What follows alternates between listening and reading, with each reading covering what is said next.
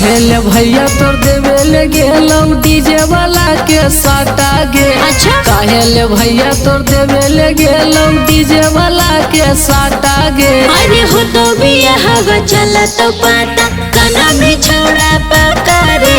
हो तो बिया हवा चला तो पाता काना में छोड़ा पकारे। Music by DJ Sarfaraz.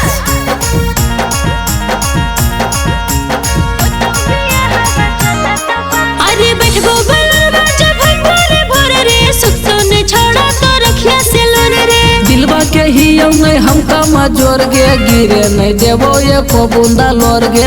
अच्छा देखमी ना तोरा याद बड़ी आएगा। अरे बैठबो बलवा जब भोरे भोरे रे सुतो ने छोड़ा तो रखिया से लोरे रे। दिलवा के ही नहीं हमका मजोर गे गिरे नहीं देवो ये को बूंदा लोर गे। अच्छा देख लेमी ना लगो है तोरा की लग जीते जवानी के छौरी घाटा गे।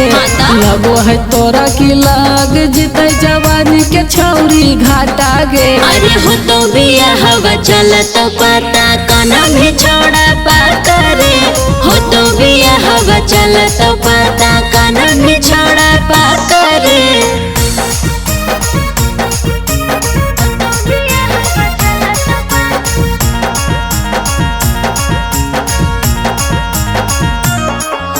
राइटर सुनील मानली हाथ बदरे चल जेबो छोड़ा नीतीशवा के साथ रे। तोरा नियन माल दोसर पटाइबो ओकरो से रात भर बतियाइबो। अच्छा देखमी नाटे हुनवा से असुआ गिरतो।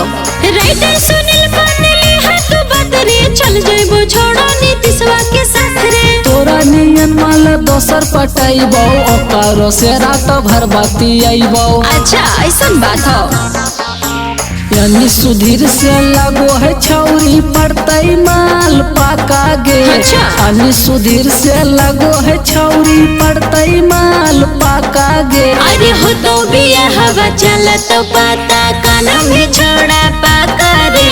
हो तो बिया हवा चला तो पाता काना में छोड़ा पाका रे। हे रे देख ली हो बड़ी कानून है।